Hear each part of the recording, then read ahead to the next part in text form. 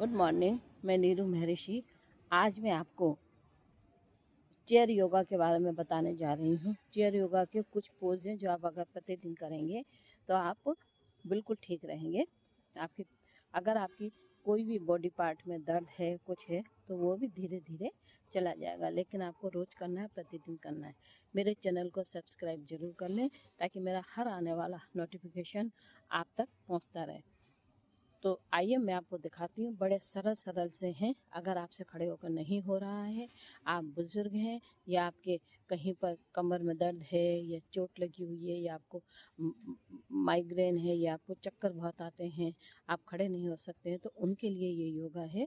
या जो शुरुआत करना चाहते हैं, जो अपने हाथ पैरों की अकड़न जकड़न को ख़त्म करना चाहते हैं, उनके लिए ये वीडियो मैंने बनाई है।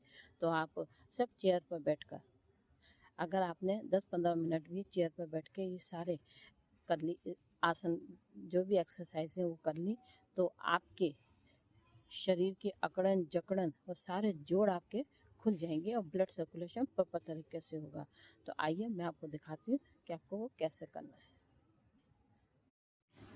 सबसे पहले हमें एक चेयर पर बैठना है। अगर चेयर आपकी हत्थे वाली है तो भी चलेगी। इस तरह से हमें पैरों को ऊपर नीचे, कभी एड़ी ऊपर करनी है, कभी पंजे ऊपर करने। इससे आपके जो एंकल है उनकी नसें खुलेंगी और जो सूजन है आपके एंकल पर वो दूर होगा। इस तरह से पैरों को थपथपाएं, पैरों को रोटेट करें। इस तरह से आपको पंजों को रोटेट करना है, क्लॉकवाइज एंटी क्लॉकवाइज 3-3 बार करें। दोनों पैरों से करें। जो लोग ज़्यादा देर तक खड़े रहते हैं, खासकर लेडीज़ हैं, ज़्यादा देर तक खड़ी रहती हैं, उनके एंकल में सूजन आना स्वाभाविक है।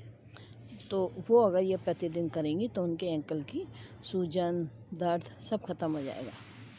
इस तरह से पैरों को ऊपर नीचे करें। इससे आपकी काफ मसल्स मजबूत होंगी और आपके घुटनों की एक्सरसाइज होगी।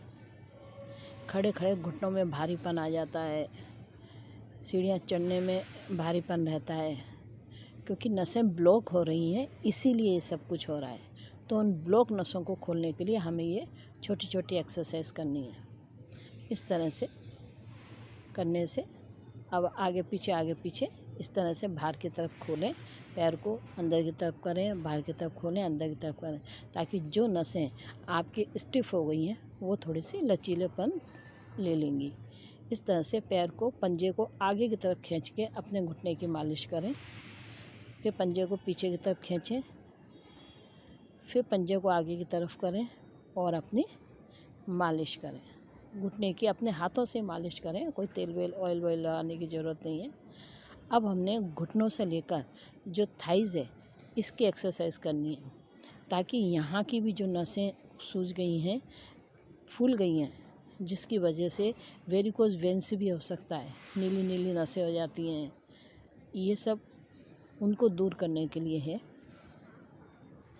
इस तरह से आपकी थाइस की पूरी नसें खुलेंगी और थाइस के जो जोड़ हैं उन पर भी प्रभाव पड़ेगा।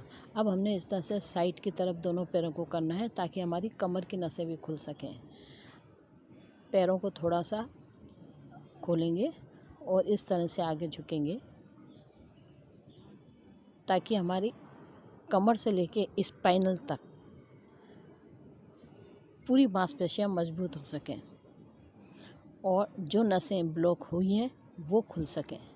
ये पैरों को खोल के करें। चेयर पे बैठ के भी बहुत कुछ आप कर सकते हैं अगर करना चाहें, अपने शरीर को ठीक करना चाहें तो। अब हमने हाथों की एक्सरसाइज करनी है।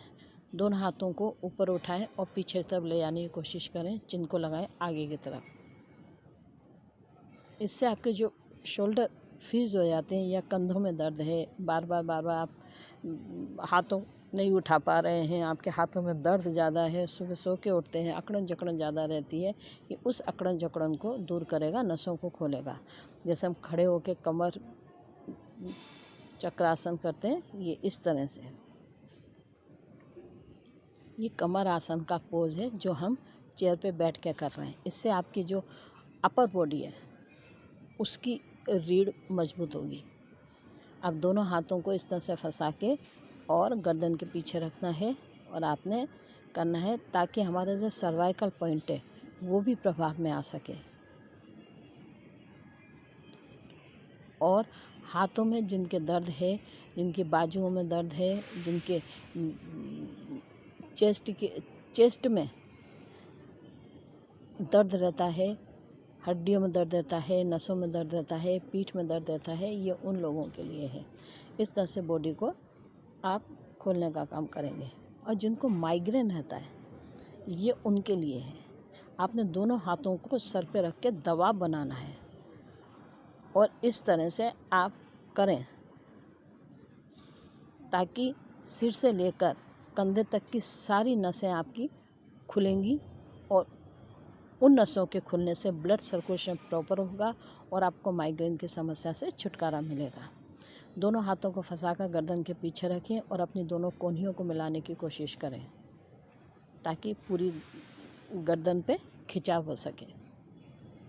हाथों की ग्रिप चली जाती है, सर्दियों में भी जाती है। जैसे जैसे आपकी उम्र बढ़ती है ग्रिप ख़त्म होने लगती है, हथेली में सूजन आने लगती है, उंगलियां मोटी होने लगती हैं, कोई भी चीज़ पकड़ते हैं वो गिर जाती है। तो इस तरह से बैठे बैठे आप हाथों की एक्सरसाइज कर सकते हैं।